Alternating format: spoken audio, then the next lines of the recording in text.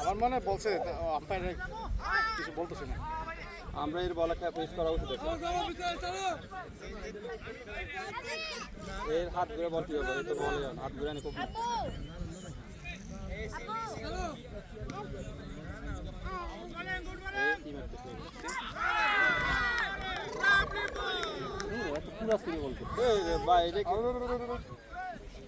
বলেন নাই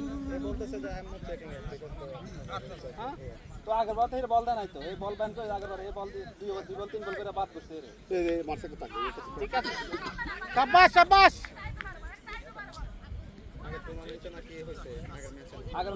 আগের টুর্নামেন্ট এটার মধ্যে হয়েছে এর দুই তিন বল করার পর বাদ দিচ্ছে উইকেট করছে